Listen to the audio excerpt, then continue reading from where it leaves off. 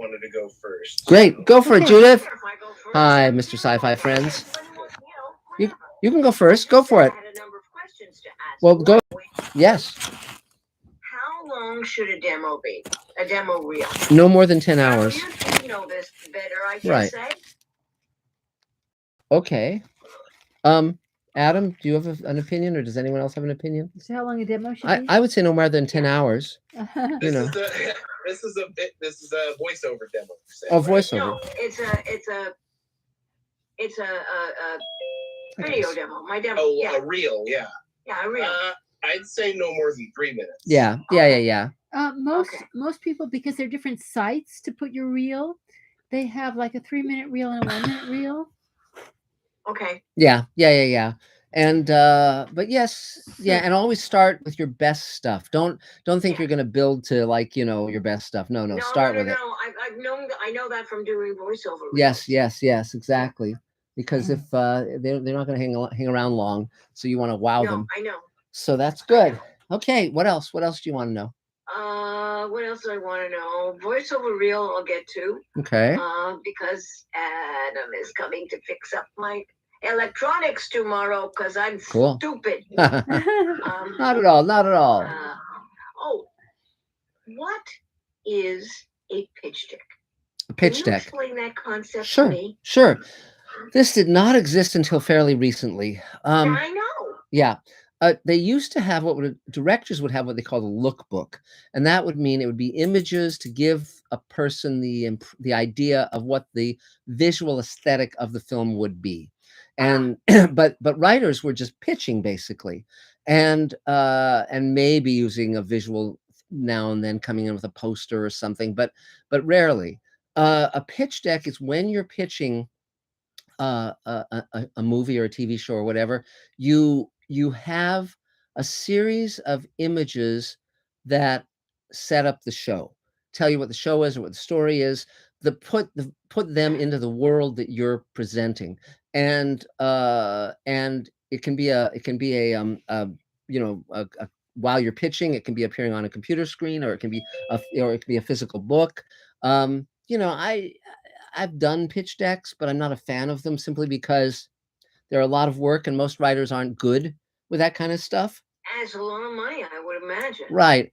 But at the end of the day, the main thing is just, I mean, if what you to be individual, you're saying you're looking at your audience, and your audience are people who are not brought up in the old mold where they were used to reading and reading and reading. Yeah. And they've been phasing out. Yes. I mean, they phase out.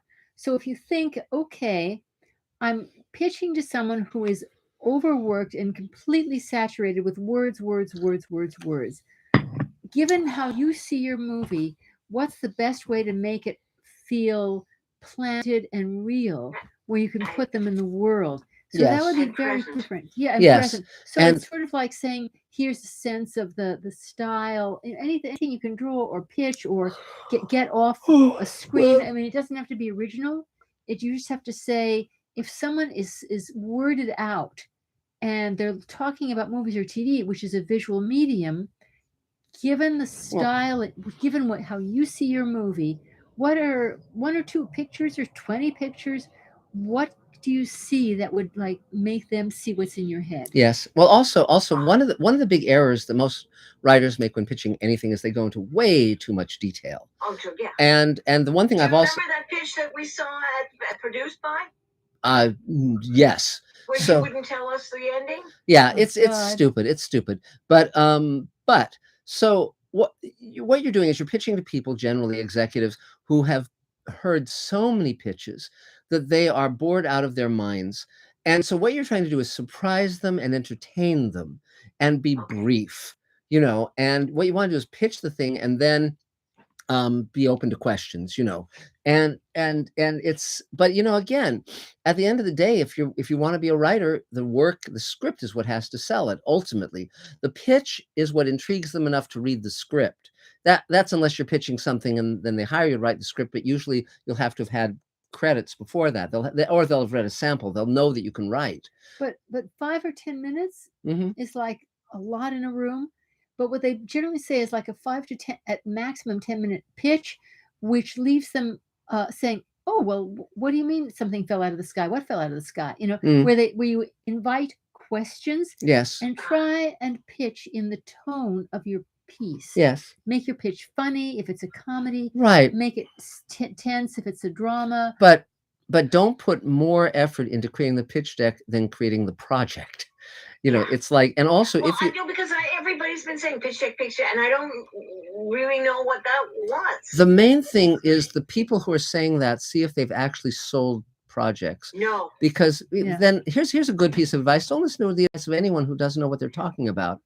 No. You know, I mean, it's like I listen to you guys. That's Yeah. what I listen yeah, to. yeah, yeah, yeah. And by the way, my new book, Greenlighting Yourself, is coming out in April. It'll be available on Amazon very, very soon. Will you sign my copy? Of course, of course. I'll put my hand, feet, and print feet, and you know, footprints on it too. We once saw a Just in pitch. time for my birthday. Yes, exactly, Yeah. exactly. And mine too. Mine's in May. Yes, Wow. excellent. We once saw a pitch deck before there were pitch decks, and this fellow, and it was like a complicated thing about two couples, right? Mhm. A comedy about two couples. And what he did was he and his wife posed, and the neighbors posed in these exaggerated poses that just planted who everybody was in your mind. Yes. It was on his computer. It was like picture on his Rudy. computer. And all of the pictures were very funny, like, you know, making these big gestures. And so it became very clear in a convoluted storyline about four people who were getting things all screwed up. It made Nice. it clear, and it made it funny, and it was just pictures No. they put on his computer, No. borrowing his neighbors, and Okay, you know, cut it the out, Eve. husband and wife neighbor, Rudy. and himself and his wife. And so this four-person comedy became very clear and very fun. Yeah. Yeah. Thank you so much. Sure. Really, that clarifies. It takes a load off me because Yeah. I think they don't want to do a pitch deck. It's too much No, work. no, and also, you know, the thing is, and the other thing is, if I'd you rather put it into another script. right, if you do a pitch deck and you put famous actors' photos in, like this is the character, and you have a photo of Tom Cruise or Oh, whatever, yeah, that's a good idea. never give the impression that you're intending for those actors to be in it, or that you're saying those actors will be in it. You're basically saying this is the kind of character this is. Ah, And you have to be really careful about that, because, you know, if you come in saying, well, we're going to get, Tom Cruise and you know, insert famous actor name here, Matt Damon, they're going to go, well, yeah, sure you are. You know, so it's like, you don't want to promise more than you can deliver. And, but again, you know, it's always, the big thing of it is what cuts to the chase. What, like, for instance, you know, the reason I'm doing Space Command the way I'm doing it is because we're actually shooting, we're actually making it. So I don't have to go through an endless rigmarole of pointless meetings with board executives simply to get something made that I love and my audience loves. So, you know, but that's a rarefied, you know, But trust you in position. your material, because we've listened to the pitches of several people who tend to be successful time after Yes, time. yes, Very different from one to another. yes. Their approach was very different so and, when and are you having personal. the pitch class? Never. So we're never going to teach a class again. We have gone, as my mother used to say, we have gone into recline. So, but we're always happy to answer questions. yes. Okay. So anything else, Judith? No, you've been very helpful. So Yay, 3 cheers, Judith. So Adam, is there a Mr. Sci-Fi comment or question? Yes, we have a question from Mark Lungo. Hi, Mark. To get us started. Hey, Mark. He says, what do you think are the best and worst shows you've ever written for? That's fun. I like that laugh. The best show is probably, I mean, Space Command is the one I'm having the most fun with now. I loved writing the Sulu, World Enough in Time. I mean, essentially, on every show I've find something that entertains me. And so on Sliders, there were episodes I did that I loved. Far Beyond the Stars, of course, is one of the great Star Trek episodes. In terms of the worst shows almost invariably were shows where I could not find a way to get something I cared about into the show. Mantis was a show where the showrunner was so relentlessly mediocre that when I or the writers on staff who I was working with would put in something that we actually loved and thought would work, he would invariably take it out because his instincts were to make everything crap. And so that was very frustrating. Centurions, as much as I know you love it, Mark, Centurions was a little dry for my taste, and I was kind of bummed out by animation at the time, very eager to jump over to live action, which I did, but that was harder for me to write than most of the other scripts. I think I wrote, I don't know, 3 of them or whatever. Uh, but I will say this: most of the shows I wrote for were a very pleasant experience. I loved writing for Real Ghostbusters and Captain Power and all that stuff. It was all great fun. Friday the 13th, the series, etc. So yeah, great. So now I see, Paul, that you're here from Liverpool. So if you want to chime in, I know you've got a hell of a time difference. All right, can you hear me okay? Yeah. Yeah, you're good. Now, I believe I've got to say congratulations, because someone said you've got a book coming out in April. Yes. I think it was me. It was me that said that. Yeah. It sounded like me. And yeah, it's called Greenlighting Yourself. It's about how people can greenlight themselves. They don't have to wait for the studios or the networks or the publishers. It's all the stuff I'm doing. And it's for writers, directors, actors, producers, anyone who wants a career in the arts.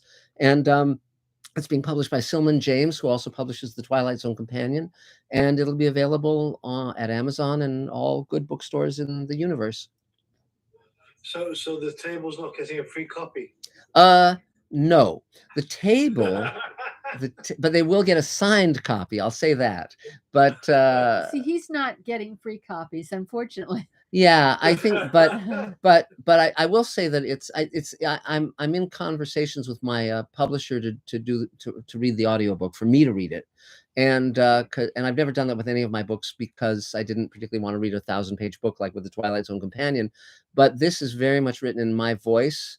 And there's one assignment that Elaine actually created and is credited as having created an acting. I'm not an actor, and Elaine was, as well as being a wonderful director. And so in that case, if we are allowed to read the audiobook ourselves, I'll have Elaine read that section, which will be great fun. I mean, I actually do audiobooks as well, so. Oh, yes. Great.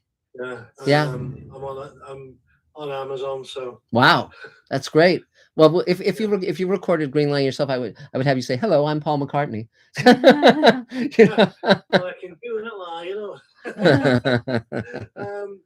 yeah, my apologies for not being at the last few meetings, but it's been hectic around here. Sure. Just like Adam, I was playing Santa over Christmas. Oh. Wow, congratulations. I was in a shopping mall. Huh. So, that's great. I mean, it brings money in, so who cares? Sure. And I've got quite a few jobs on, so. Well, it was my birthday 2 weeks ago, my wedding anniversary. Great. And 39 years married. Wow. I've been out of prison twice now. That's great. Congratulations. So I'm actually going to leave you early tonight, because I'm taking the wife out tomorrow for the wedding anniversary, because I was working on our wedding anniversary. Oh, great. As you do. And I'm hoping to try and get out to the States in June. Great. Oh, good. The prices have gone ridiculous. Yeah. It's literally quadrupled. So. Yes, but it is nice here in Los Angeles, except for the dogs biting us. So anything else you need, Paul, or anything you wanted to check in about? No, not really. We've got 2 brand new studios just opened up within a mile down the road. Wow. And they're going to rebuild another 2 after that. So hopefully there's going to be shed loads of work here. Great. Oh, wow. That's great. That's wonderful. Let's hope. That's great. So something I was going to say to you, you did a little memorial for our friend a few months ago. Yes.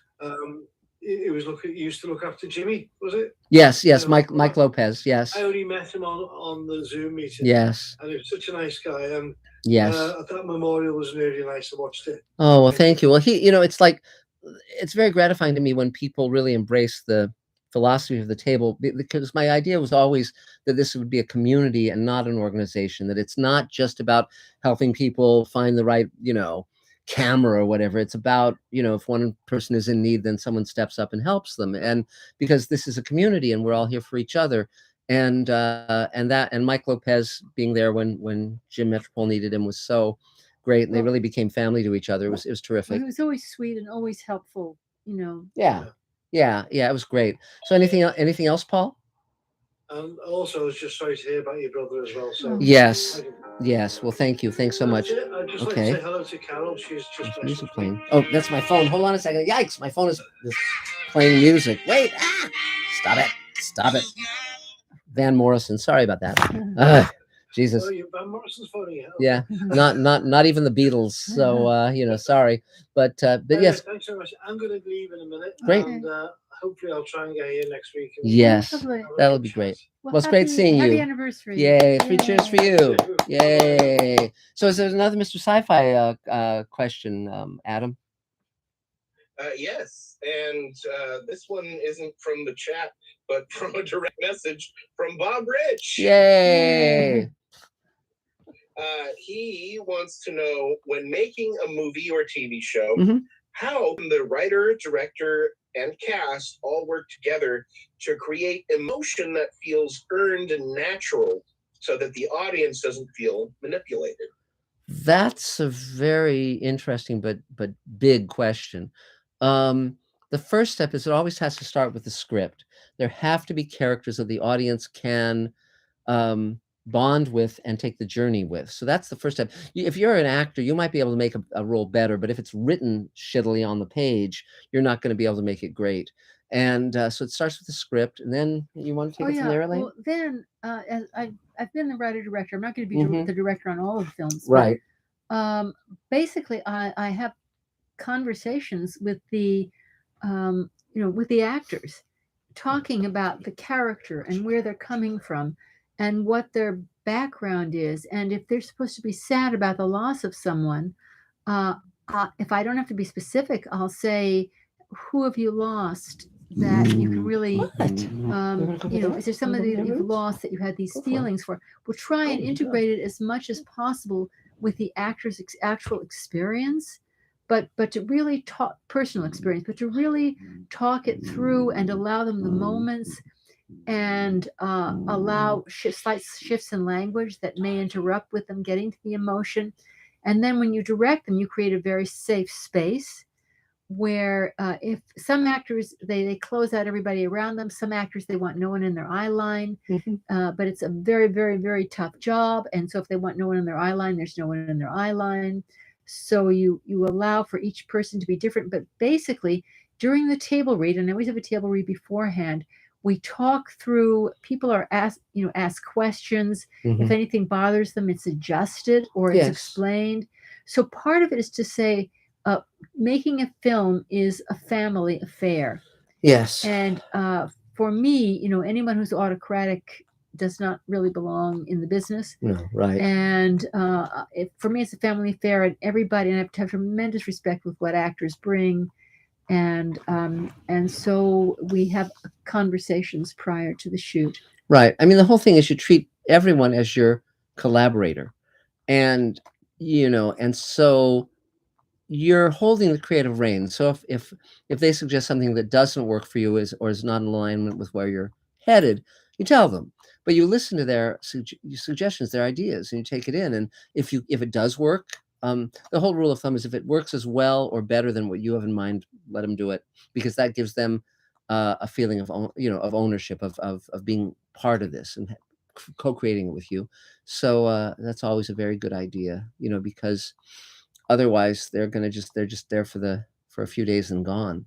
But if they feel like this is theirs as well, they're going to be there for the long haul. And if something seems to be a little bit too light, you talk through the backstory with them, and help them create the backstory.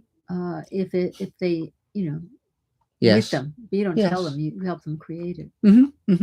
Now I see a man walking through the night. It may be Nick Danger. It might be the Whistler from the days of old radio. It might be Dave Edison. Dave, do you want to take your turn? Because I know you have somewhere to be and something to do. I don't think you need to put on your mask to protect us. We can't hear you though. Oh You have dear. to. Can you unmute or? Are you muted? Look at that. Look at that.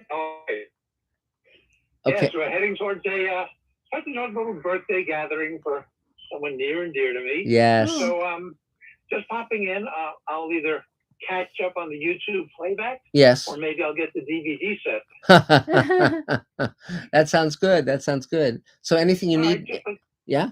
Yeah, just saying, I did some work today on the on some VFX shots for a battle sequence. Yay! Very exciting, and great. Gonna do more on that tomorrow. But for now, just popping in to say hi. All the best to everyone. Yeah. And I'll catch up with you next time. Great. Thank you, Dave. Thanks Dave for Edison. dropping in. Yay!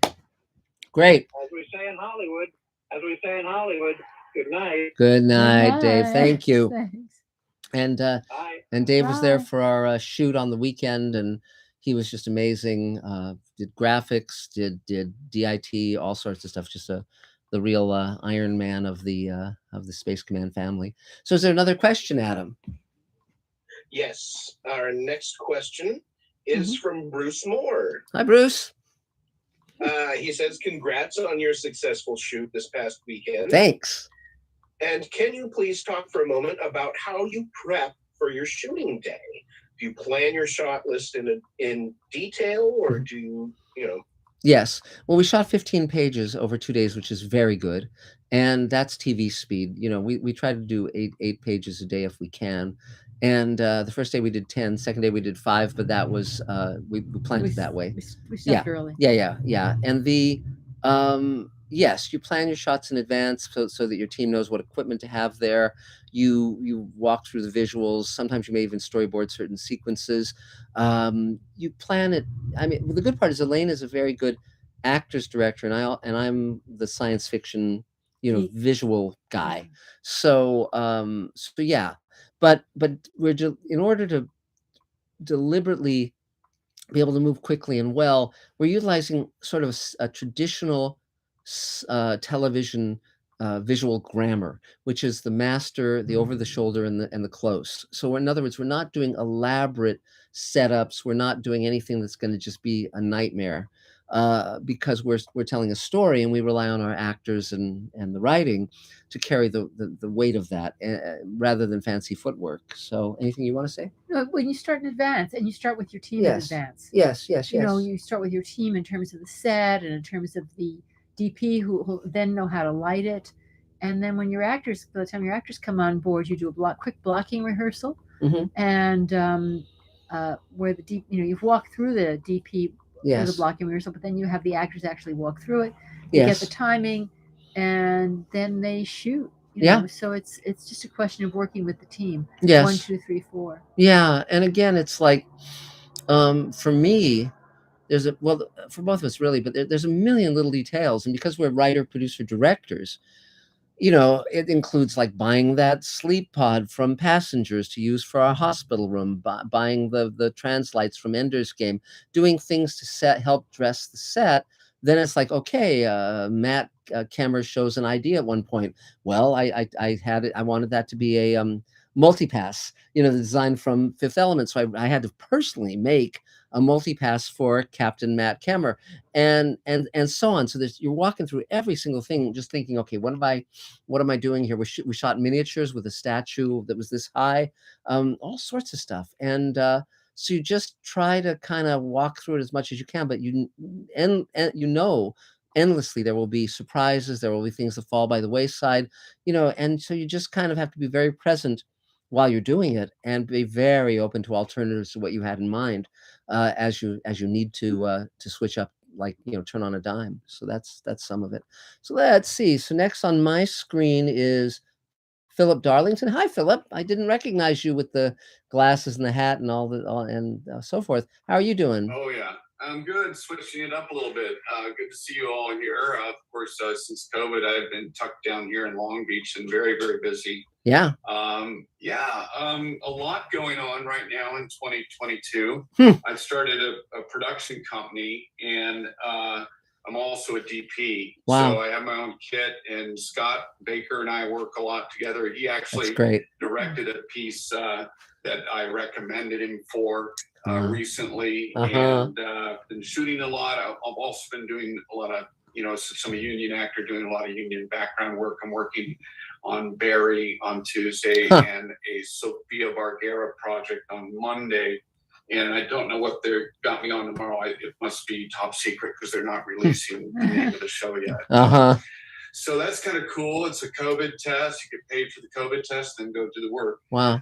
The production company, I'm basically, so, you know, Mark, you know this story a little bit, that I started working with Michael Reeves to make a picture called Dark Zone. Yes. So I ended up making an LLC company of that title, and that LLC still exists. So what I found in going out there to try to get that movie made is the pedigree wasn't quite there yet to command a certain type of actor that I wanted in my show. So now I'm doing, it's not even a micro low budget film. They're called no budget films. They're all $200,000 budgets. And so like a micro is 300 to 500. Low budget is 1 to 5 mil. So I'm doing 10 $200,000 budget films. They start in June if we're funded. Great. And it'll take 2 years to do it. Basically, I'm filling the footsteps of Roger Corman. Cool. What I'm looking to do. So I've got a beautiful business plan. My mentor is Tom Malloy, and we're approaching, you know, high net worth individuals to connect with their millions of dollars and get 2.2 mil together to shoot all 10 pictures. Great. And yeah, that's that. So I'm available for DP, and if you guys know of any leads on high net worth individuals, let me know. There's finder's fees for that, which equals associate producer and credit, but money. Yes. As well. Yes. So. Great. Okay, well, Philip, if you could leave in the chat access to your reel, your director, your DP reel, that'd be great. Yeah. Sure. A link. Yeah. I'm that. So what I'll do is I'll give you my website. You can see some of the work I've been doing in my quote from James Cameron, and and then the DP reel I'll probably have done in about 2 more weeks. Yes. I'll also leave you the link to the production company. I have those 2 websites available. That's great. And Phil, the couple things. Phil was the diving assistant to James Cameron on The Abyss, which is one of my favorite films.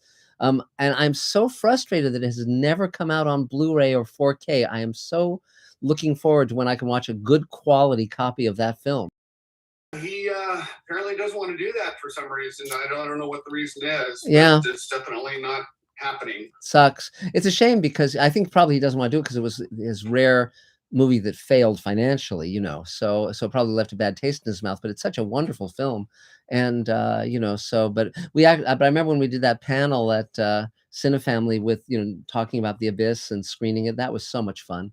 So well, that was a lot of fun. And when I speak on occasion to Jim's assistant, his current assistant, who's been with him since True Lies, she also says that The Abyss is her favorite film. Yeah. But for some reason, you know, he's one of those people, like many in this industry, that have to be better than their last work. Yes. And they just can't acknowledge something that didn't rise up to their own expectations.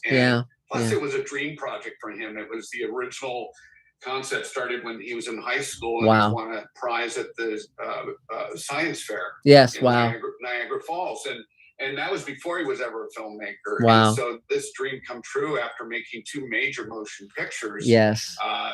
Kind of, you know how that is. Yes. You really expect that painting to be the best. Yes. Yes. So yeah. According to the rest of the world. Yeah. It was it was so mishandled by the studio. It's one of my favorite too. And I think you coined the phrase, my most favorite phrase, that it's the one movie about having the greatest boss you could ever have. Yes, yes. And it's wonderful. And to all of you, if you've never seen the director's cut, you haven't seen the movie, because the studio for the theatrical release cut out all the great character moments and it just eviscerated the film.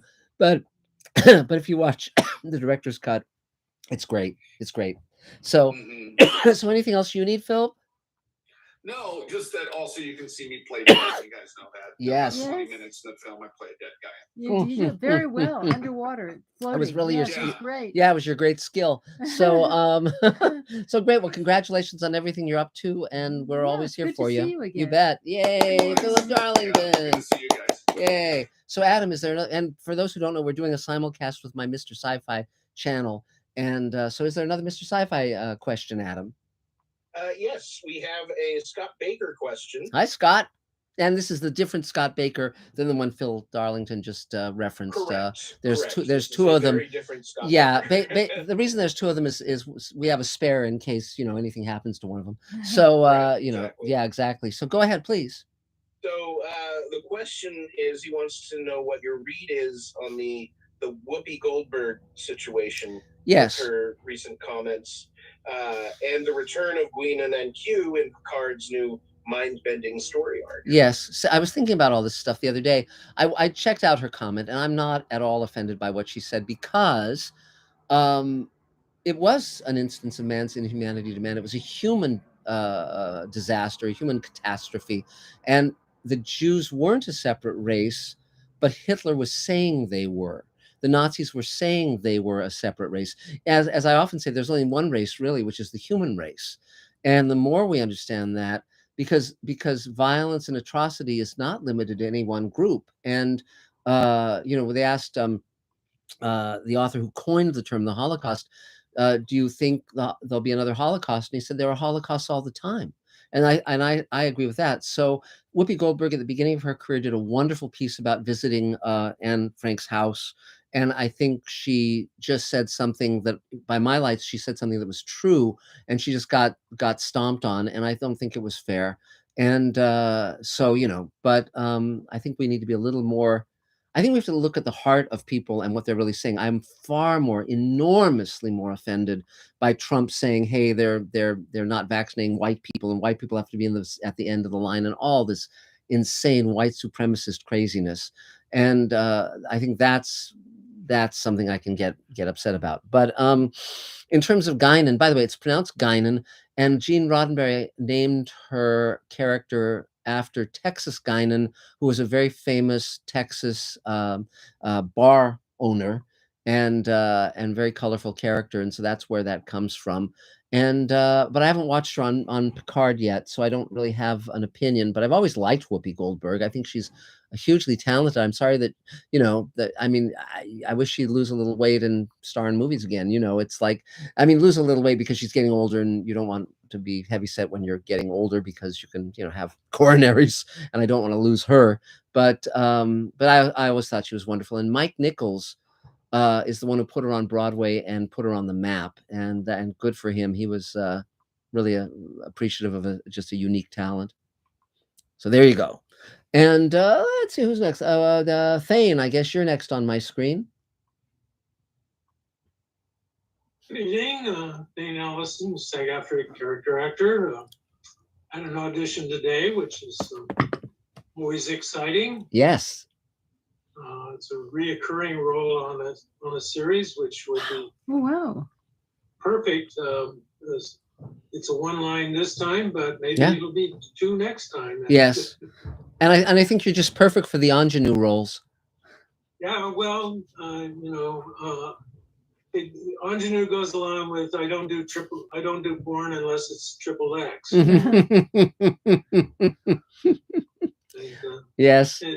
And if I could just learn to get a sense of humor, so I could, you know, get into that business. But yes, you know, it's just when you teach statistics and economics to 750 freshman students, none of which want to be in the classroom for many years, you just fall down that abyss. And, so there you are. At any rate, I wrote a scene for an experimental project that we're working on, and I have to get with the other actor and rehearse here, to get it going so we can get it taped. Cool. And a film that I was in that I didn't realize had become a film, talking about the tragedy and ugliness of our history as human beings. I play an escaped Nazi who has managed to live to a ripe old age of 89 or something in this short film.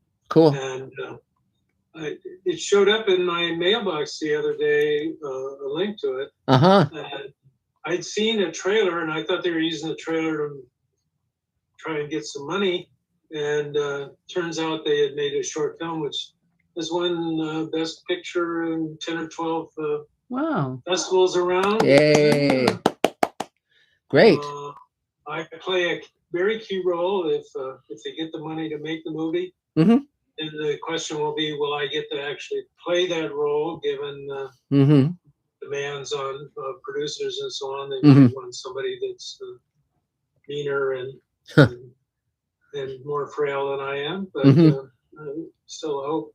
So, trying to stay productive, trying to stay positive, which sometimes is a little hard to do. And I've been gathering up some more props for your hospital as things come along. Mm-hmm. And, one of these days I'm going to drive out there with a few pieces of wood and stuff that I've salvaged and cool. Add them to the collections.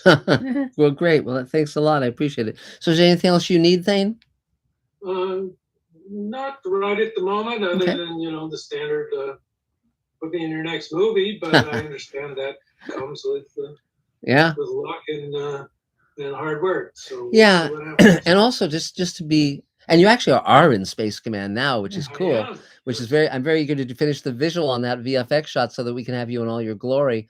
And it's just an astonishing nude scene. I just never would have thought, but you're quite impressive. And the not to put too fine a point on it, but the but if you have a new reel, by the way, I would like to see it, because the more I know the range of the actors who are friends of mine, the better I can see where to plug people in.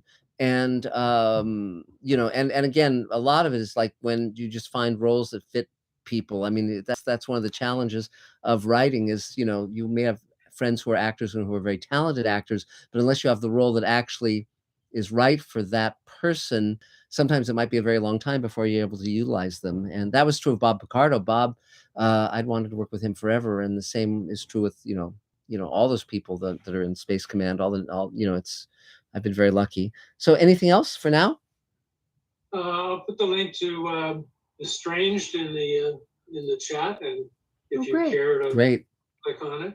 Great. And all that talk about the abyss, last year for my birthday, I wrote a birthday poem called The Abyss. And I might share that somewhere. Cool. Okay, that sounds great. Well, 3 cheers. Yay, Thane. So is there another Mr. Sci-Fi question, Adam? Yes, our next question is from Rodrigo Mata. Hi, Rodrigo. Who says, who wants to know, how do you make a show interesting when you have your characters going in different adventures that are not related to the main plot? The way you do it is you have a thematic through line. So in other words, let's say you have an A story and a B story and a C story. You make sure that they're all thematically about the same thing. That doesn't mean the stories are the same at all, but let's say the theme was loneliness or the theme was death. It's like, if they are thematically about the same thing, they will resonate with each other, and that will work to join them together. But the challenge is that if your characters don't meet each other, it is harder, and because we have an expectation in a film that the characters will eventually meet, and if they don't, you really want to have a good reason why that doesn't happen. So that's part of it. So let's see, I guess Carol Field, you're next on my screen. Thank you again for being here. It's like you're my Quaalude of the week. Sure. Well, that's high praise. Thank you. What is that? Really, I get to come down to you while I come here. Thank you. Yeah. I congratulations on your Space Command stuff. I think that's so cool. And thanks. I hope you were creatively fulfilled. That's so nice. It was great. With 2 pairs of glasses, I'm well aware of it. Have you heard about a production company by the name of Buffalo Dragon? No, but it's a great name. I know. If anybody has, please let me know. Cool. I'm available for table reads, and I was in the Backers Audition table read a couple of weeks ago where I played the Hungarian Fortitude Ballet. Yeah. So much fun, and I think they got Ted Danson for it. Wow. And I know.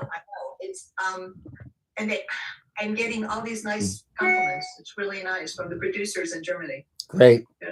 That's great. It's very sweet. Mm-hmm. It's very nice. It makes me sleep well. Mm-hmm. So, Ed Danson's playing a fortune teller? No. It's like a game, a telephone, where by the time it gets to the end, it had nothing to do with the original missive. How fun. Yeah, Ted Danson's playing a fortune teller. Yes, yes. And I'm the football jockey. Yes. Mm-hmm. What did I want to ask or tell you? Yeah. Oof. Here we go again. This guy got a hold of some of my intellectual properties. Very smart.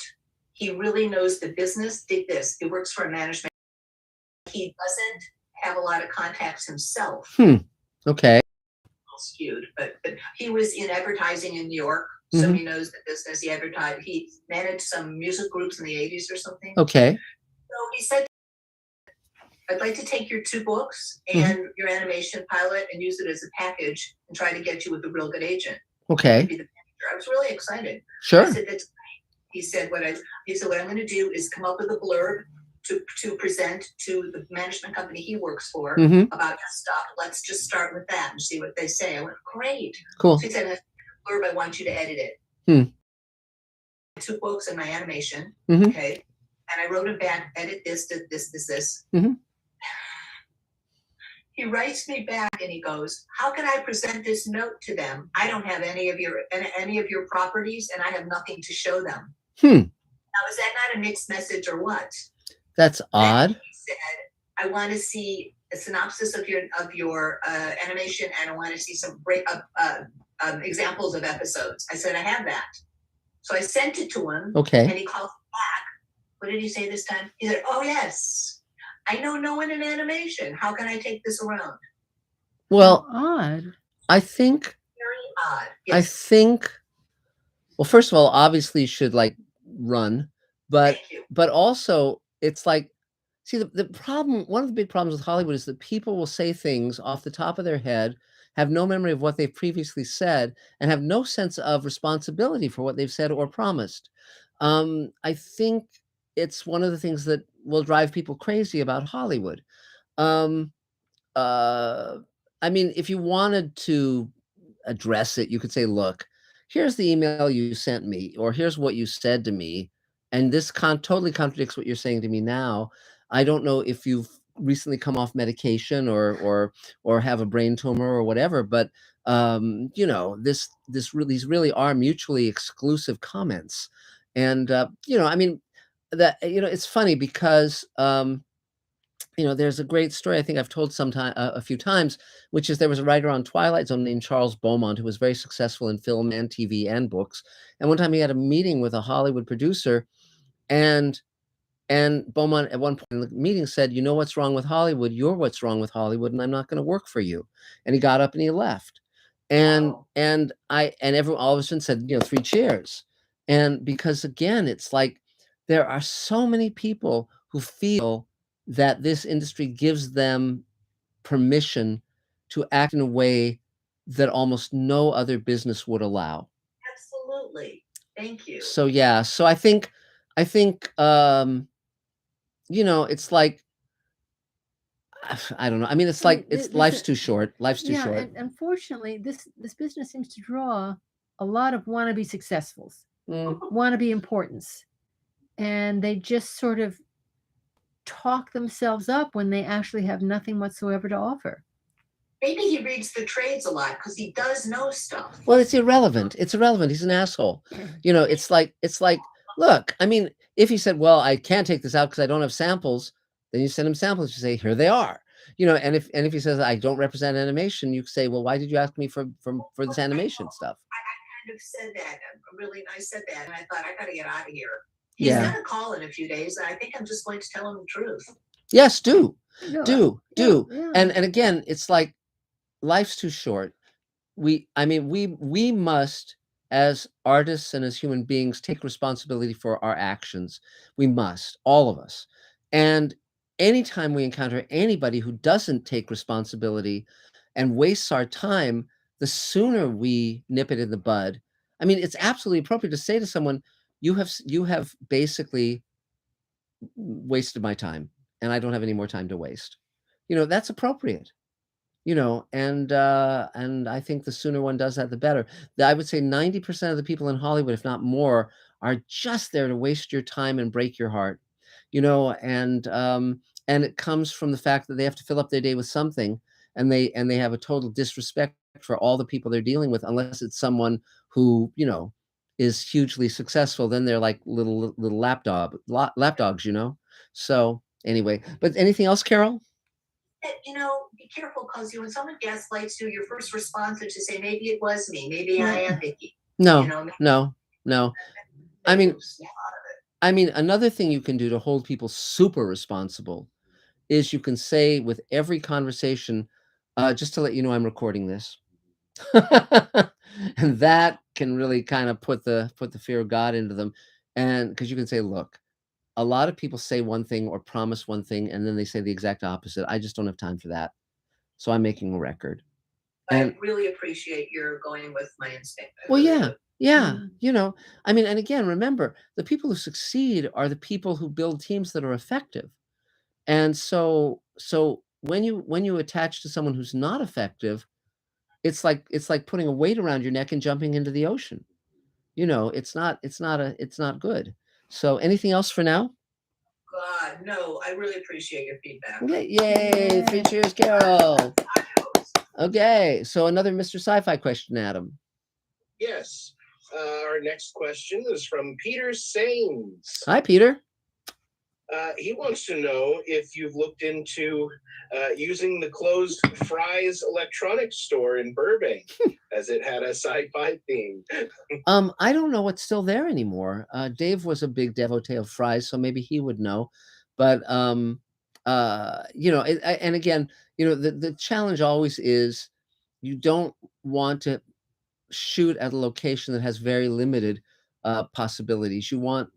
I mean, if you're going to make what's called a company move, which means when a location shoot, you want to make damn sure that you're doing enough to justify that company move. Elaine and I have been talking about what we're going to be shooting next for Space Command, and it's like, okay, we've been talking about the possibility of going out to the desert and shooting some stuff, but right now there's not enough to justify that, because it's just literally a handful of shots, and that would take a full day. So again, everything is about logistics. But thanks for the suggestion. I was in that Fry's, I remember it, and I'm very sad that Fry's closed. That's but okay. So next on my screen is it Jillian? Is that right? That's right. Go for it. Jillian. Thanks Go for for it. saying it. Of course. With the real G. Yes. As I like to think of it. So this is my first table. Hello, everyone. Great. Nice to see everyone. Thanks. I was referred by my acting coach, Lauren Chatema. Cool. So glad to be here. I'm a big fan of Sci-Fi. Great. That's why she referred me. I'm an actor and an improviser. I have, I guess if we're doing like celebrations, I have an episode of How I Met Your Father coming out on February 22nd. Yay. So that's kind of fun. Great. And I'm excited about that.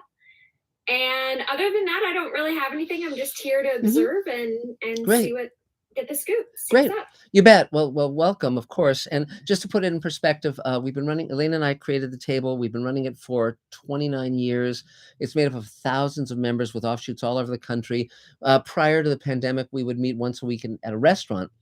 And we would just say to people, come once to get the vibe, which is supportive and no strings attached. And in the meantime, people, as they would move away, would start spin-off groups, in New York and so forth. With the same basic rules, which is free, yes. Right. But no charge, things like that. But once you come to one meeting in person and this qualifies, then you can get on the table email, and then you can send one email out to all several thousand with whatever requests, and you can get their emails where they'll make requests. And there's no requirement to ever help anybody, but we encourage people to help each other.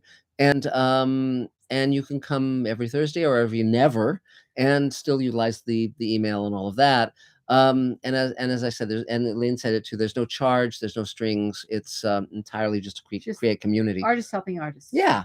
And Elaine and I are writer, producer, directors. We've been in the game for many, many years, and we have our own studio now and stuff like that. And I have a book coming out in April called Greenlighting Yourself, which is about how you can make stuff happen. And it has a lot of advice you won't find anywhere else, because a lot of what is generally viewed as common wisdom or common sense is, I think, total bullshit. All you need is a great script. It's about who you know. It's like, well, yes, you need to know people, but you also have to show up and do the job. It's like if you're a total talentless person, it doesn't matter who you know. You're not gonna do that well. But there's a lot of. So I basically say this is the way that the new models, the new technologies allow you to make stuff happen, and so it's really fun. So do you have any questions or anything you need right now? No, I don't right now. I'm just here to absorb and cool and meet. Great. Well, Well, welcome. and also, as I mentioned earlier, we're doing a simulcast with my YouTube channel, which is Mr. Sci-Fi, which has over 80,000 subscribers and millions of views. So if you're a science fiction fan, you'll really enjoy it. So you might want to go over there and subscribe. But yeah, and we have our own studio, and we're shooting a big science fiction project now. So again, we have the first hour of it up on the landing page of Mr. Sci-Fi, so you can check it out. So, but welcome, 3 cheers, yay! Excellent. And by the way, in terms of getting on the email, David Bartlett, who's the guy in brown down there, will connect with you and help you make that happen. So great. So is there another Mr. Sci-Fi question, Adam? I think, yeah. This Okay. one's kind of a Mr. Sci-Fi question. Sure. Scott Baker wants to know about the other Scott Baker. Was he? Did he work on Fifth Passenger? He directed it, and I think he wrote it.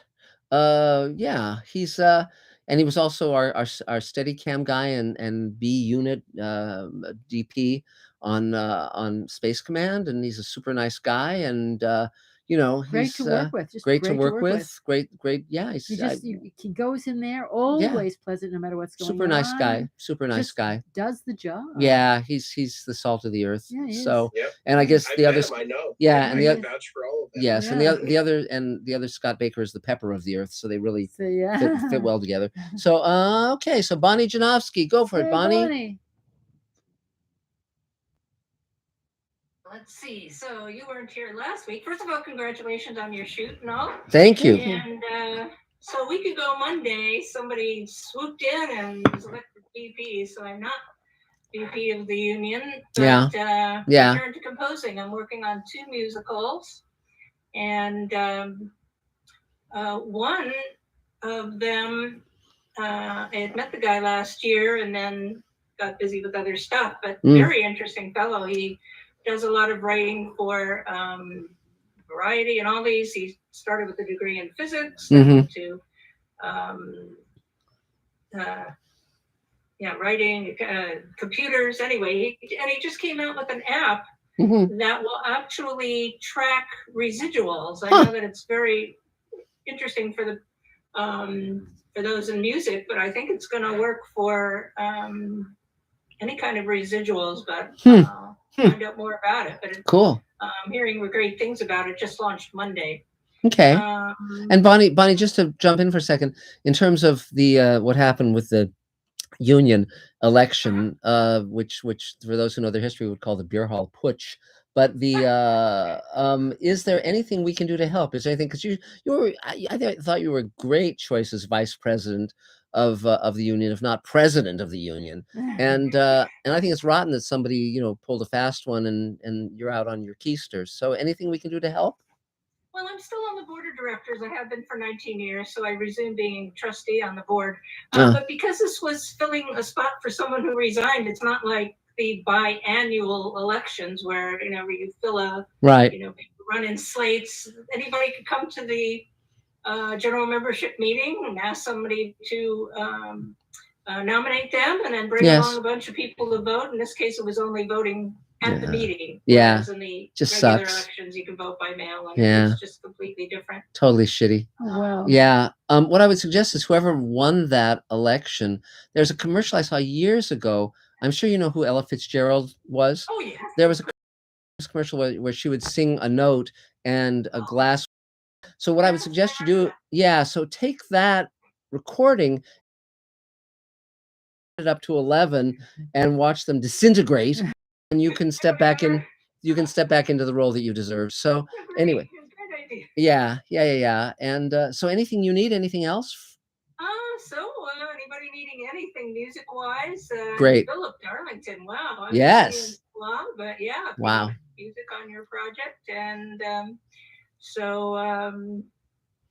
just doing all kinds of projects. I'm working on a project with Ben Clark, who comes here, and yeah. Wow. So great. Any kind of musical stuff, come on my way. Great. Yay. 3 cheers. Yay, Bonnie. Excellent. And there's Joel. Good to see you too. And thank you both so much for helping get stuff to the Space Command studios. And it was really wonderful to have so much help from so many dear people. So is there another Mr. Sci-Fi question, Adam? Yeah, let's say we've got a follow-up question from Peter Sains. Hi. He wants to know if you've thought about using things inside the fries as props, like purchasing, Well, I mean, it's possible, and I can look into it. The problem is that they closed a while ago, and so whether or not those things are still in there is an unknown. Those things may be long gone. Whenever I see a cool science fiction thing, I try and acquire it. For instance, when Cloverfield Paradox came out, I immediately reached out to J.J. Abrams to see if I could have those sets, and he said, "No, we've already gotten rid of them." And I mean, we're on speaking terms, he and I, and so and then they were put up for auction. I was able to get a bunch of them, but it's fascinating how this stuff works now. More and more, when a science fiction movie or TV show shuts down, when it finishes, they actually sell most of their stuff to various auction houses, because they've realized, first of all, they don't want to keep this stuff in storage, and secondly, they realize that it has a dollar value. And so for instance, right now, Lost in Space, the remake, the recent one, they're having an auction of items from that Lost in Space in a few days. And so, so this stuff comes up fairly often. The question, of course, is, whether one wants to spend the money to acquire those things. So I'm being very selective, but it's, wonderfully made. The money and attention to detail they put into these props and these sets and costumes is really phenomenal and quite impressive. So let's see. So I guess David Bartlett, you're next on my screen if you want to, go for it. Sure. I was going to say that the fries is still there, but I don't know what's inside it. That's a good point. Exactly. For all we know. Yeah, exactly. If you want a 40-foot tentacle that holds up a bunch of Mac computers, I don't think it's going to be much fun in there. Yes, and in that regard, someday ask Elaine to tell you the story of when I acquired a Star Trek tentacle that was like 40 feet long, and I actually got 2 of them, and what happened to them. Or let's just cut to the chase. Elaine said, "Don't buy these." I found them at a swap meet of all things. I bought them thinking I could resell them at a profit, and instead they rotted over a number of years because of the smog here in Los Angeles, and I ultimately had to just, ditch them. But it was. Now they're at the Space Command studios. Yeah, are they? Nah, we don't have those anymore. They're gone. They rotted and stuck to things. Yes, and were an ungodly mess. Yes, they have gone the way of all things. So, but please go ahead. So I'm a filmmaker, a teacher, and a human rights activist, and a producer on Space Command. I'm currently working hard, slaving to my little fingertips on getting 1,800 visual effects finished. Not all at once, thankfully. And all the post-sound, music, and color correction, some of which I'm doing personally, and all the rest of it I am supervising. So it's going to happen soon. We're going to have a playback of the whole film of 2 hours, and it's going to be a momentous occasion when it happens. So anyway, my career started when I was 10, and I saw the Battleship Potemkin and Lon Chaney's Phantom of the Opera on TV, and I said, I want to do that. I didn't even know what it was. I didn't even know what filmmaking was, but I wanted to do it. So I made my first film when I was 10, and the oldest actor is 9. So the story goes like this. Frankenstein and Wolfman get in a fight. Dracula wakes up out of her coffin. Female Dracula. It was diversity casting even in those days. This is 10 years old, was a while ago now. She comes over, she stops the fight. Dracula puts on a record and everyone dances. So to this day, the film I'm still making, War in the Middle East, I got it, but I don't get it. Put on a record. It's hard to dance It's hard to shoot people when you're dancing. I buried my own punchline. Anyway, so I started making films in high school. I was doing plays and theater. I was acting. I was singing, dancing. I was building sets. I was designing lights. I did everything possible. I got into college for 3 months, and I did all the classes I could. And I thought they were going super well, and I flunked them all, not knowing what I was supposed to learn at all. So I dropped out of school, and I was a movie theater manager and a projectionist.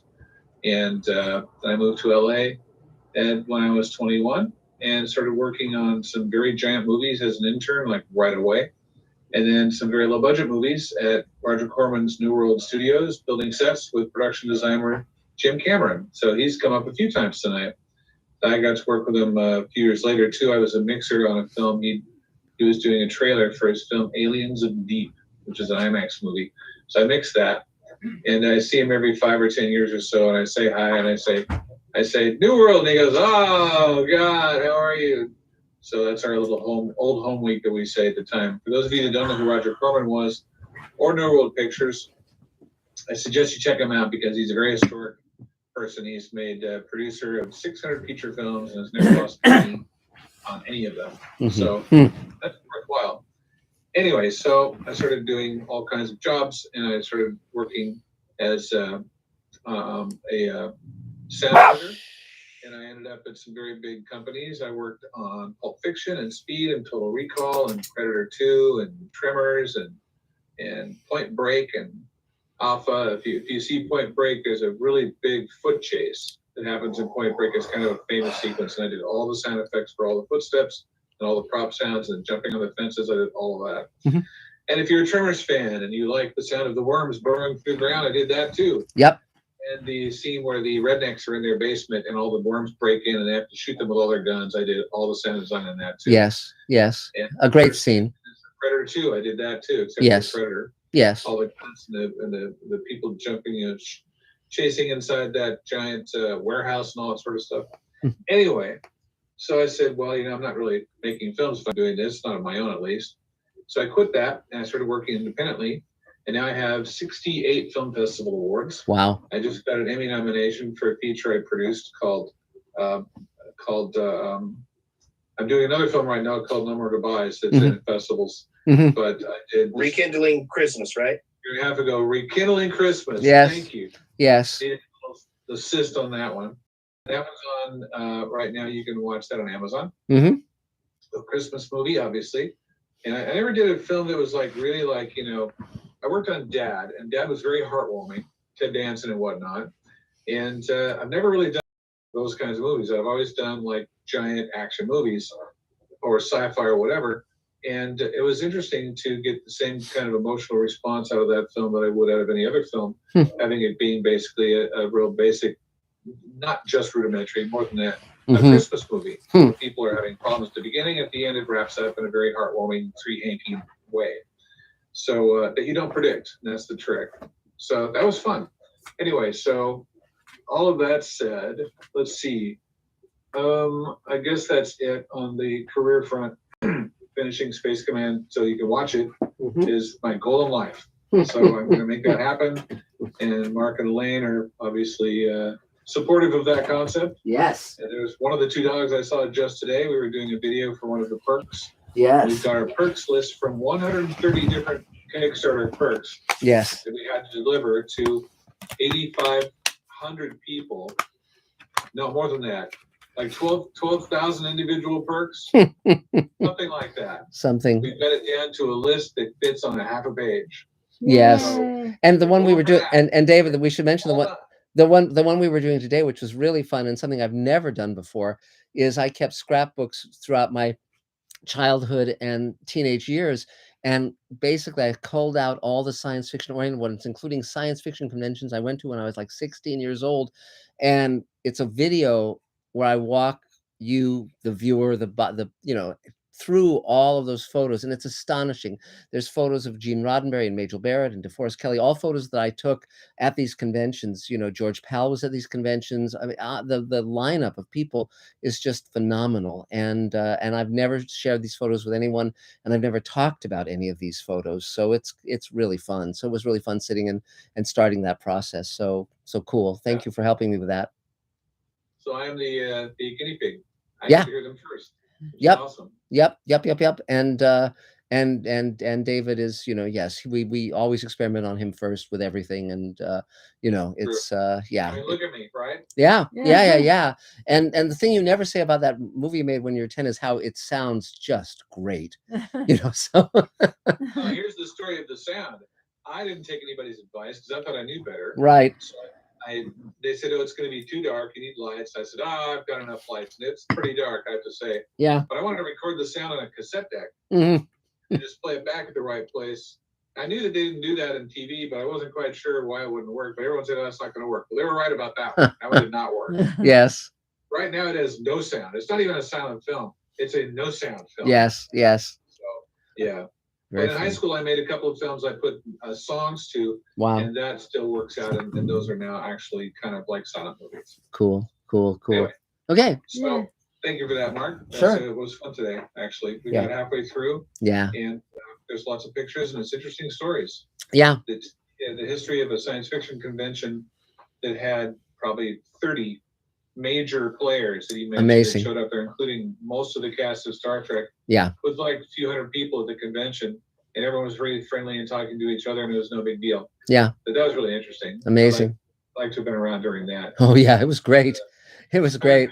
1,000 people at Comic-Con is a little different. No, it's a nightmare. But also, if you want to see a photo of me as a 10-year-old Mr. Spock on Halloween, and this is before the photo you've all seen of me as a Vulcan as a kid. This is back like a few weeks after Star Trek debuted, and they didn't even have Spock ears that you could buy or Star Trek costumes. I made it all myself out of odds and ends, and it's a very, very, very. There's 2 photos of me in that costume, and they're very cute, very, very cute. Where did you get the ears, Mark? They were devil ears. That was the closest I could come. Devil ears. Yeah, and I took a sweater, and my mom helped me sew on the little black collar, and I cut the little insignia out of tin foil, you know, on cardboard, and I was rocking. I was rocking and rolling. Oh, there you go. Yep, there you go. So, that said, moving on to part 2. If you want to work on Space Command, you can talk to me and I can hook you up with the right channels for that to happen. Mm-hmm. You can be a volunteer, you can have a paid job, you can be an actor. I have a method of you actually acting in Space Command. There is a method. It's very simple. Few people do it, but whenever they do, it works every time. Mm-hmm. So I'm going to leave you in tenterhooks on that one. You can email me and let me know that you want to find out what that secret is. So we'll make that a little compelling thing. Wait, excuse me, I'm terribly sorry. My dog is starting to paw me and whine crazily, and so I have to walk around the block. I'll be back as quickly as possible. Okay. Anyone with a haircut that's that cute. Yay! Yes. Cool. So, to reach me about Space Command, Mm-hmm. Dave Films, DAVEFILMS Mm-hmm. @hotmail.com. Mm-hmm. Email, best way to reach me. If you have my cell, that can be a good way to reach me too, but I'm telling you, the email is more efficient and more Mm-hmm. reliable. Mm-hmm. So I put it in the queue here. Oh, no, I didn't. I'm sorry. I will put it in the queue here. And Sci-Fi folks are happy to contact me about Space Command work if you want to too. And the upcoming next message, which is the table email. Mm-hmm. I also run the table email currently. So if you want to become a member of the table email, and Jillian, I've already set you up. You might even have a response back by now. That's how fast it can be. Did you get a response back? Oh. Not yet. Okay. Well, soon. I have had times when I had someone set up during the meeting before it was over. So it's possible to do that. So table email, contact me, davefilms@hotmail.com, and we'll get you set up. All you have to do is have your first name and last name in your email, and it can't be Yahoo. Right. So again, this is also open to those of you on Mr. Sci-Fi until we go back to restaurant, which is not going to be that soon. But when it is, it's going to be Patty's in Toluca Lake. Yes, it will be, and that'll be great fun. That is the end of my spiel. Yay! Well done, well done. Oh, I don't think I showed you this though. Uh-oh. This is the award. Yes. For the Burbank Film Festival. Yes. Best faith-based feature. It's not just Christian, because the film is not Christian. No. It is anything having to do with spirituality and faith and love and compassion and families getting back together and little kids that are angels now and all that kind of stuff. Yes, that's great. Congratulations. So thank you, David. So is there another Mr. Sci-Fi question, Mr. Sartain? Yes, we have another question from Bruce Moore. Hi, Bruce. Who asks, when breaking a story concept, do you start with in-depth character biographies or story arc outlines, looking for the best process when creating the story? I don't start with character bios. Sometimes I'll jot some ideas down. Elaine is much more thorough in that way than I am. And if it's a TV script, I generally outline it, but the outline is fairly short, never more than 7 pages. But again, sometimes I just sort of know where I'm going and I write it. But that comes from all these years of doing it. But with Space Command now, we've written the entire first season, but now we're going back to the scripts we haven't shot yet to basically bring them into an organic whole with what we have shot. Because when you do shoot stuff, it informs you about the characters and about the world. So that's very much, in the cards. So, but it's I mean, the real answer to how do you write a script or how do you make a movie or a TV show is you kind of surround it from any direction you can until you have something that works. In TV, you must outline because TV production is so fast, you can't go down blind alleys. You don't have the time. So that's it. So now I see Judy Beecher, because I know, Judy, you're in New York. So I know you're at a different time zone. So go for it, please. Hi, everyone. So happy to see everyone. I totally forgot about the table. Yeah. I've been so busy. And all of a sudden I was like making dinner. I was like, it's Thursday. It's the table. So I ran over with my dinner. Good. Hello. So gosh, a lot going on. Yes. Tango Shalom is in consideration for the Oscars. Great. So we have a few more days to see if we get nominated. We just got recognized by UNESCO. Wow.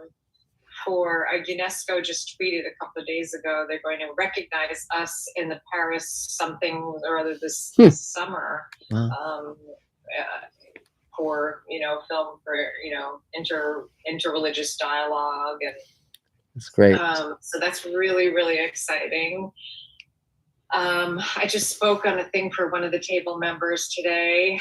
She organized for the movie through her synagogue, and I just did that today. I am releasing a music video and a single on Friday. Next Friday, I'm releasing a single, Paris La La, a song that I wrote a long time ago, but I'm putting it out there in the world now. And I made a music video right before COVID, shot in Paris, all over the streets of Paris. And I'm going to put that out on Valentine's Day because it's like about a love affair with Paris. So that's going to be out. And I'm doing this myself. I'm self-releasing it. So I just wrote a press release today and I'm putting together an album cover. That's something that I need help with. Photoshop, because a friend of mine did a couple of designs and then somebody gave me advice on how it should be, and he's out of town for a week now, but it's due tomorrow. So I have Photoshop and I was trying to figure out how to do it myself. I don't know if anyone can walk me through what I need to do if anyone knows Photoshop. I just have to put a picture in the background and put text on either side of it going down. Well, you can reach it. Yeah, if you send out a table email, I'm sure people are going to respond. You bet. Yeah, I just did that. So I'm doing that, which is very exciting. I made a decision that I'm getting all my shit out there. Good. That's my decision. I've been doing tons of meditation, tons of exercise, keeping myself really super positive. And I have worked every single day from the end of November till now, I had worked on my projects, like worked on my stuff and set deadlines, and I'm putting this thing out, and it's out like next weekend. I have a grant deadline due for my documentary due the same day as my music release. I don't know how. It's going to be done. And I also just got another audition. I had 7 auditions last week. Wow. Which I'm in the middle of doing all this other stuff, and I had to stop everything and cancel all my appointments and cancel everything to go do these things. I was like, please don't, I don't need an audition now until after the music one release, but I just got another one. So I'm doing that one as well right now. So I'm doing lots and lots of things. Still working on the documentary. I got booked. I got cast in a movie. I'm doing a movie in Cameroon this summer in July. With the director. It's a feature. The director that I worked with on a short film in Sweden two years ago just reached out and cast me in that. And then I got another thing too that I think they just offered me a part 2 on something as well, which I don't even know who these people are, but I'm waiting to get back, which is good because I put into the universe that I would really love for people to start offering me parts because I have time to audition. So like the work can just come in while I'm doing all this other work. The work could just come in for me as an actress. So putting that in the world. If anyone has any jobs they'd like to offer me, I'm open. And available. So anything else you need, Judy? Anything else I need? That's what I need right now. Okay. Is my little. Also, if you know anyone who's like good with, I have to make a whole bunch of little videos as well. I've been trying to get some interns, but nobody's responded right now. I don't know why they haven't. Usually they respond pretty quickly. Yeah. I need to, like, for the music release, I need to book. I need to make a couple of little like different videos to go out each day. I have the main one, which is going to come out, but I just don't have the time to do all this stuff. Yes, so I know. But yeah, I think they're a little more socially reticent than they used to be because of the pandemic. You know, I think people just kind of don't know whether they're coming or going, and that affects it. So, but it's good to see you as always. 3 cheers, Judy Bleacher, ladies and gentlemen. And for those who haven't seen Tango Shalom, Elaine and I really enjoyed it, and it has Renee Taylor and Joe Bologna in his last performance, and it's really a delightful film, and Judy's wonderful in it. And so if you can catch it on anywhere you can catch it, you know, Amazon Prime. That's great. That's great. Video. You can go to like tangoshalom.com. Sure. If you want to see it's gonna go. It'll stream at some. They're negotiating that now, but right now you can watch it on Amazon and stuff like that. It's a feel good movie. It is. You want to feel good and smile and be happy, and yes, I've seen it 23 times. Wow. 23 times, and I only see a film once usually. Yes. I never see a movie more than, and I don't even see my own movies more than once. Yes. My own stuff. That's great. It's such a feel good film. Yes. You can watch it's like Sound of Music. Yes. It's like it's like it's like Sound of Music without the Nazis. Yeah, no Nazis, no Julie Andrews, but that's fine. So okay, yay, 3 cheers. So is there another Mr. Sci-Fi question, Adam? Yes, we have another Scott Baker question. Cool. Which author was the first to give you a sense as a reader that you were being respected and appreciated with what they wrote? It's an interesting question. I was really never looking for that so much as just stories that I liked, writing that I liked. Science fiction generally treats its audience with respect. I mean, not the guys who are, the early pulp guys, but certainly when you get into the period of Heinlein and Bradbury and Arthur C. Clarke and so forth, they're writing at the top of their game, and they certainly respect their audience. They identify with their audience. The first favorite book I remember ever having was when I was 7, and that was Farmer in the Sky by Robert A. Heinlein, one of his juveniles.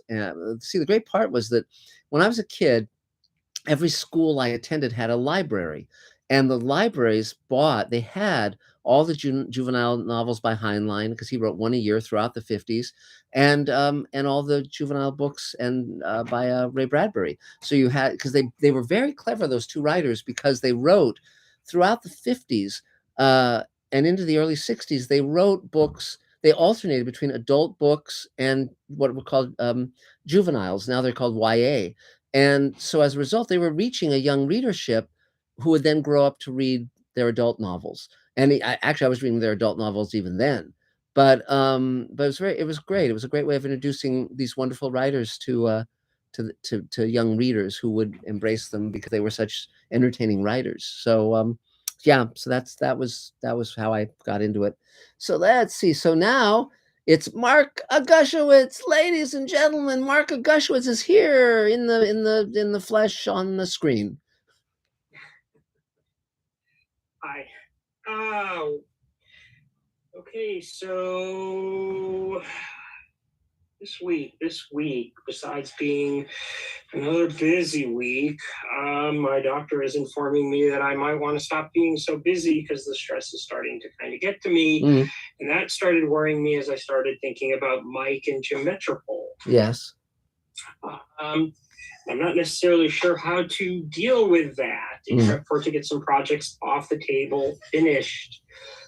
So I'm working a travel show still, but that's a monthly paycheck thing. So that we can't rush through that. That happens every, I work on that every month. And I just got a lot of stuff going on. And as an editor and a freelancer, you get kind of scared when somebody says take some projects off your table because you don't know what's going to happen next month. You may not have anything.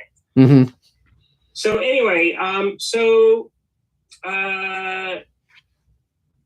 I've been working on the Space Command this week. I got pretty far with it. The reason I was talking to the doctor is because I've been having this ringing in my ear all week. Mm-hmm. And I know what it's called and all that. And he's telling me before he does tests and everything, he kind of wants me to kind of relax. So now as I'm working on my projects, whatever I'm working on, I'm just not going to stress anymore. I'm just going to kind of take it for what it is and get it done however I got to get it done. And so that's kind of my new attitude. Mm-hmm. My website, I'm going to have a new review up tomorrow for a movie called Monster Calls. It's my website is a site that recommends unseen, underseen, misunderstood movies.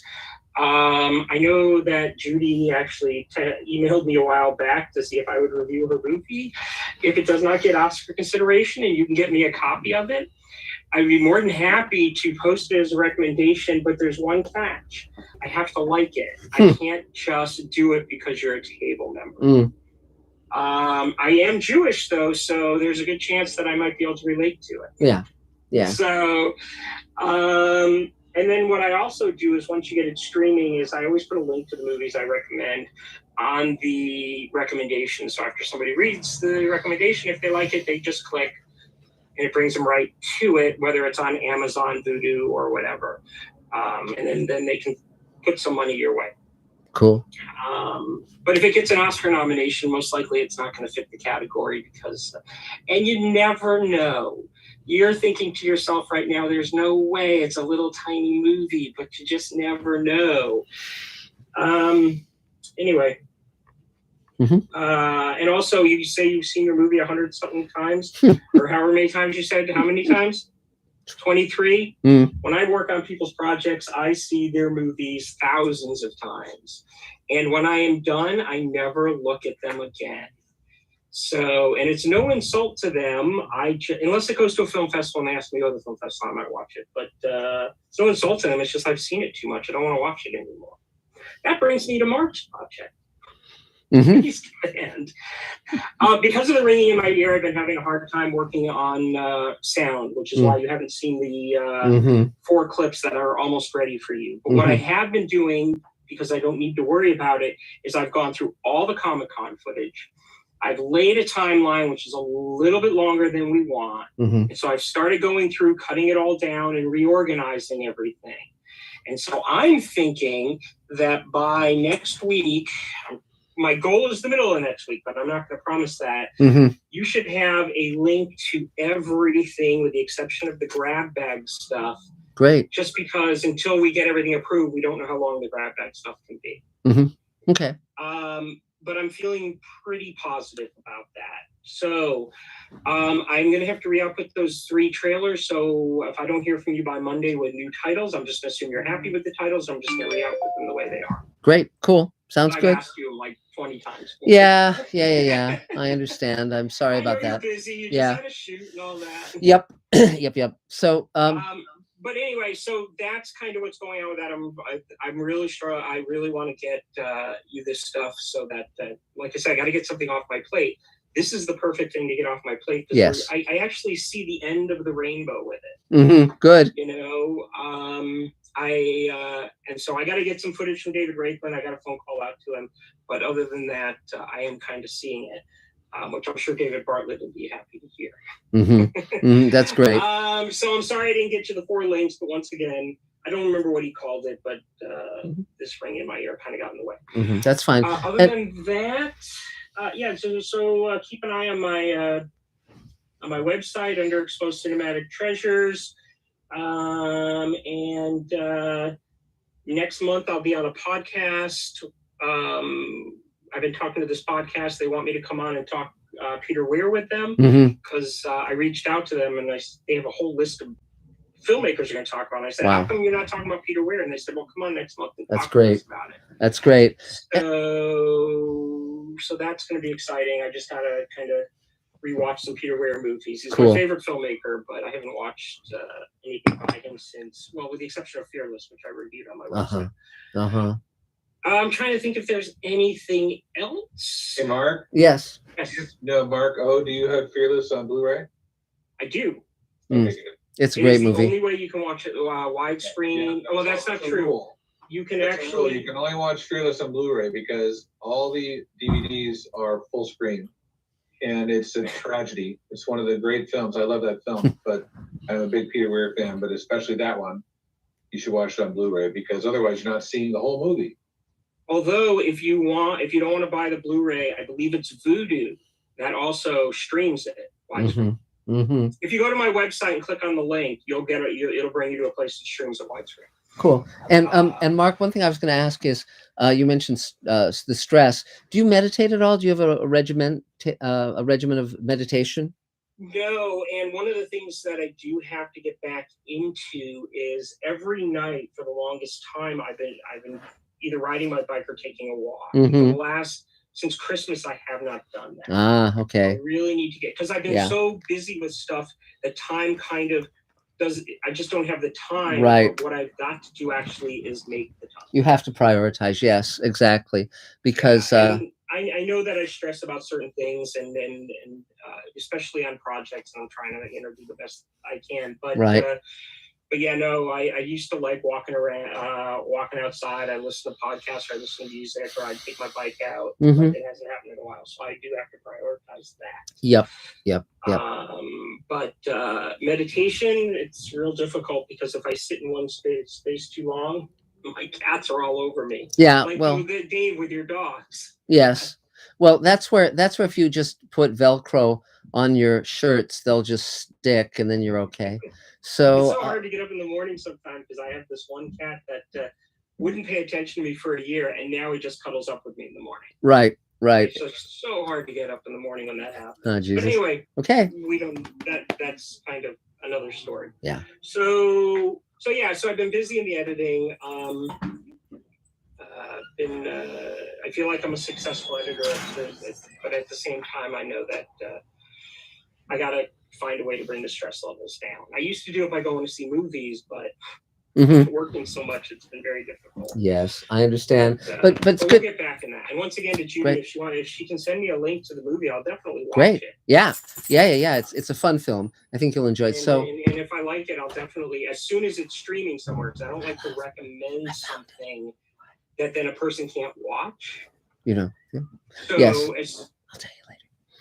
I can't hear you. Oh, Elaine was just came back in. They can watch it. But it's on Amazon. It's on VOD, so it's on all these different platforms. It's just $4. You have to pay $4 for it. Yes.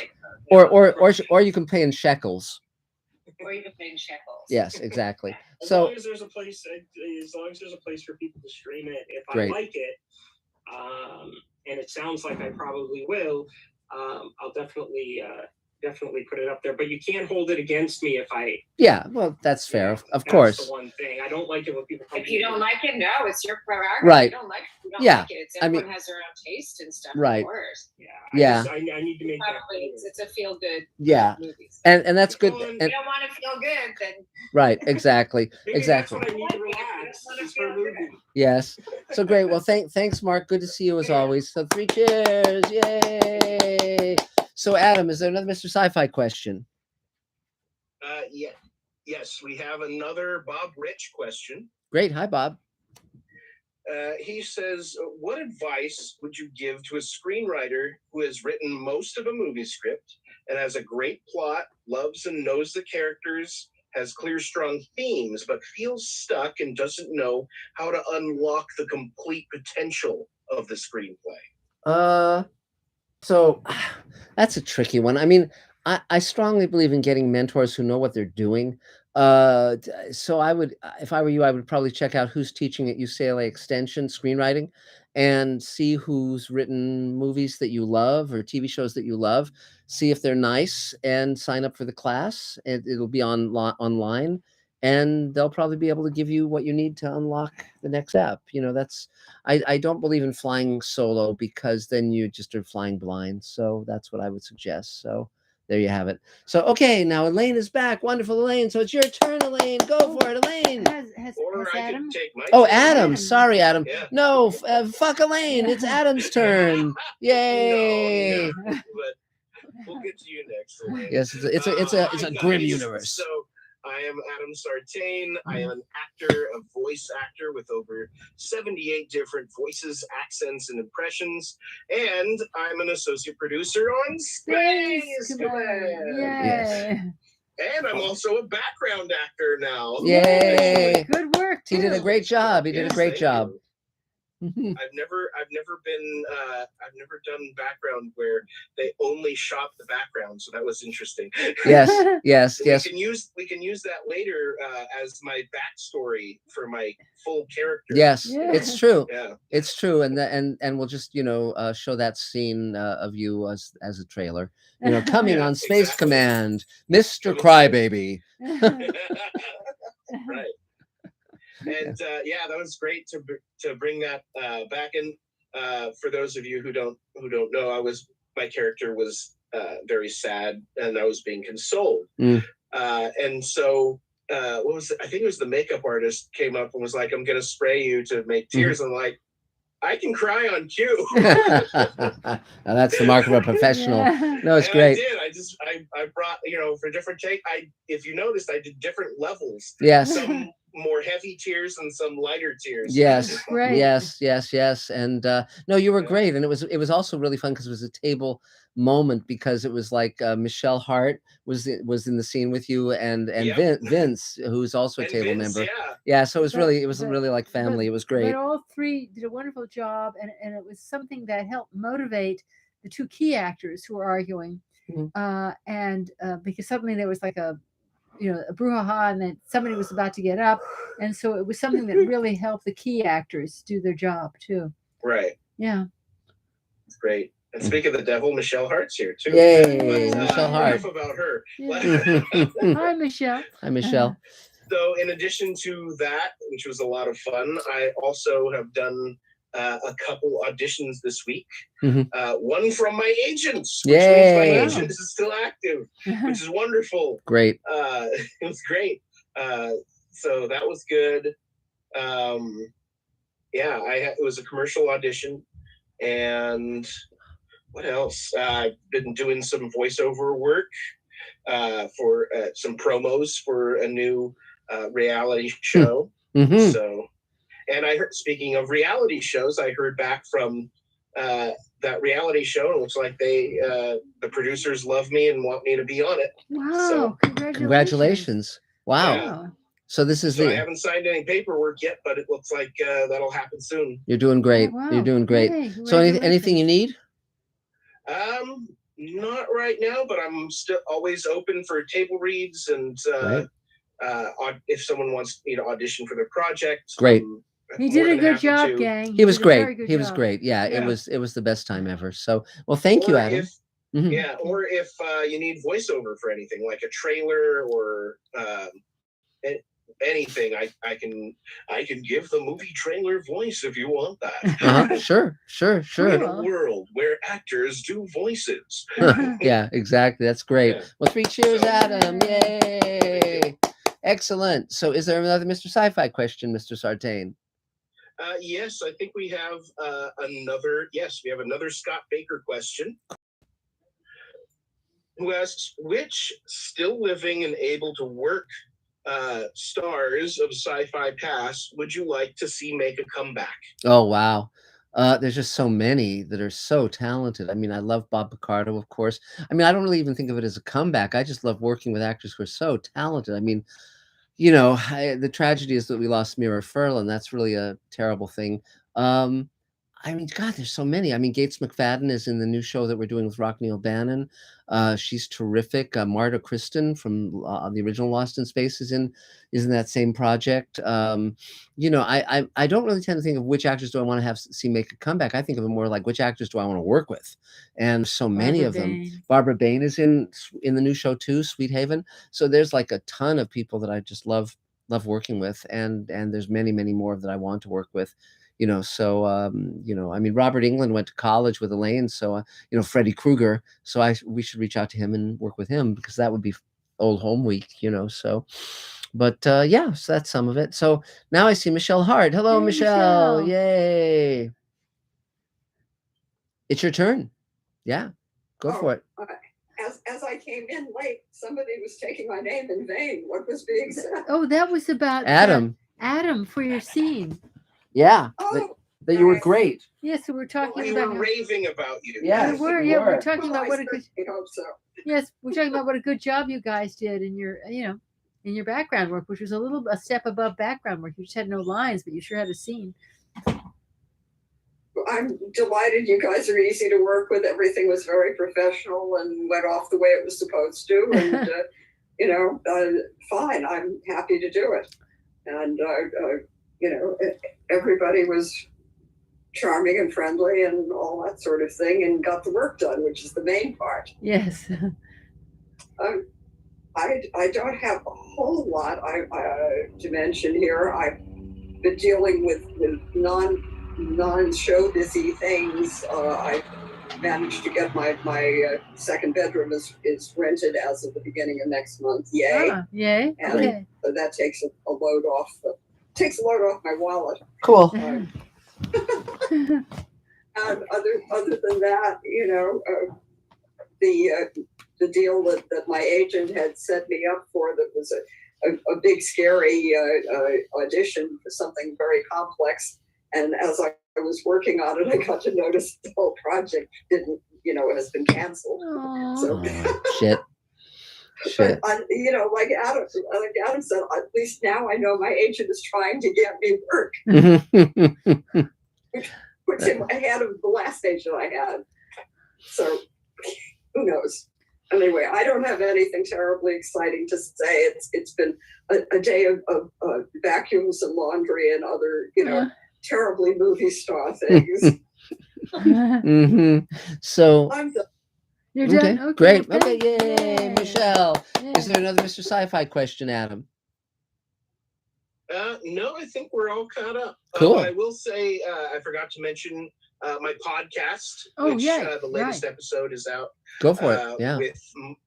With Mr. Delton Davis. Wow. Great. Yeah. That's cool. Congratulations. So now John has popped up. Are you there, John? You can take your turn if you're around. Are you there?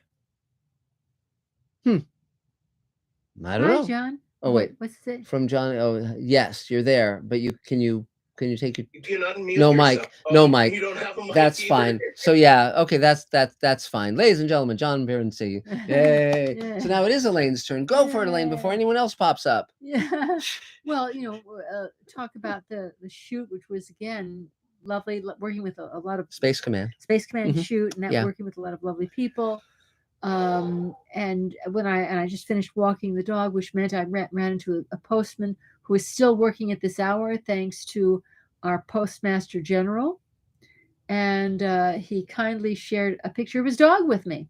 So as our dogs went up to him to lick his feet, he shared a picture of his German Shepherd mix, a beautiful dog of 13, so getting up there. But so Anyway. outside of that, it was just going along, juggling multiple projects, and it's a lot of fun to work with teams. It's just a tremendous amount of fun because you bring that much and suddenly it blossoms like a whole garden. And so I just had a very, very good time this weekend, and simply trying to keep up because I'm obligated to have multiple obligations right now, so I'm a little bit goofy, but all is well.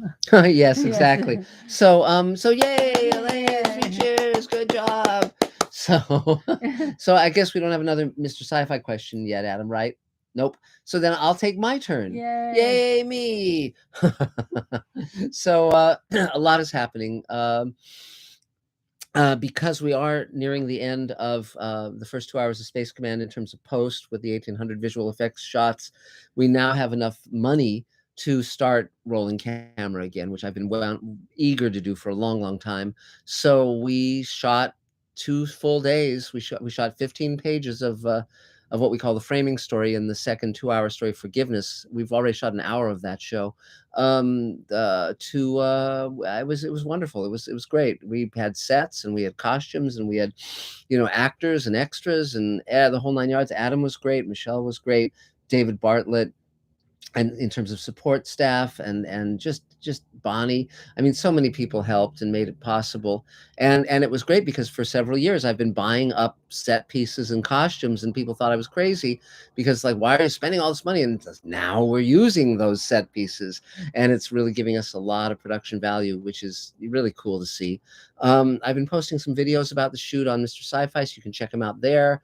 And then Dave Edison has already sent us the dailies. We have 3 hours of dailies, which is terrific. It looks gorgeous, and we're planning to shoot again on the 19th and 20th, and so we're laying that out now. And our goal is to shoot 2 weekends a month throughout the entire year. So we'll see if we can make that work. I'm raising more money. If people want to buy Space Command shares, they're still for sale. $7,500. You get a portion of my earnings on the show. And but our goal is to shoot the entire season of Space Command this year, the rest of the season. So far, we shot 6 hours, or we're shooting the 6th hour now, and we're about to. So that leaves another 6 to shoot beyond that. To finish out the season. Plus, we have all the pilots for the Showrunners Network that we want to make. So it's an amazing, wonderful time. Elaine is just a dream to work with, and I'm having the time of my life. And though I've told her that I think that this iteration of her haircut, I don't want her to go further to the mohawk. I really would prefer she not get to that point. So but this is the pixie cut works. Pixie cut works. And beyond that, the new book, Greenlighting Yourself, they sent me the manuscript, they sent me the cover, and Dave Edison, it showed a graphic of a guy walking purposefully with an arrow pointing, and he was walking along a film strip. But the problem with the graphic, Dave Edison pointed out to me, was he was walking to the left, which meant like he was walking backwards. And Dave said he should probably be walking toward the right, which would be him walking forward into the future. So I emailed my publisher, and God bless them, they immediately made the change and fixed it, and now it's something that I can feel happy about. And I got blurbs from Guillermo del Toro and J.J. Abrams and Mark Fergus and Rockne O'Bannon and on, Christina Moses, and it's great. It's really, I think the book's going to do very well.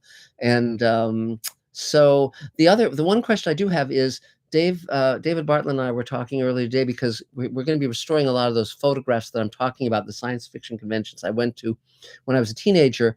And I know that there's like a program where you just push a button and it restores all the values. Any photos that have shifted to the red, it brings all the values back to the vibrant, accurate, balanced color. And I don't know what program does that, what has that function, where you don't have to like mix and match and do a whole bunch of stuff. You can just push a button and bang, it's back. Because people have sent me corrected photos that way, and I just don't know what program that is. So if anyone knows of that program, please let me know. And so that's the main. Photoshop has a auto tone, an auto color, and an auto something else, an auto contrast. It doesn't always work, but sometimes it does. It works really well. So Okay. I would try that. Okay, cool. And so that's sort of the main stuff for me. Life is really exciting. I'm living the dream. I'm so grateful to everybody. It's so much fun. We basically took we had a hospital set on a spaceship, and it was a hospital set and a antechamber, like a little anteroom that the doctor was in, and a hallway, and then we redressed it to be a cafe on that same spaceship, and now we're going to redress it to the departure lounge on a different spaceship in a flashback. So it's really fun, and it's just the world of science fiction is so much fun to play with, because you not only create a story, you create a universe, and I really love doing that. And also something we talk a lot about is that we can reflect dilemmas, that are current day in the science fiction world, which takes away the edge for people who have like differing political beliefs. But when you're just talking about human values and the value of the individual to belong, and the value of the that everybody needs to matter and everybody needs to be part of a larger family. Well, it takes it out of the current moment, so it doesn't polarize the same way, and so you can have people of a lot of different stripes where they can agree. I mean, so many people were inspired by Star Trek of all political stripes, because it said we can come together to create a future worth living in, and a future for our children worth living in. And that's something that most people can get behind, unless they're sociopaths.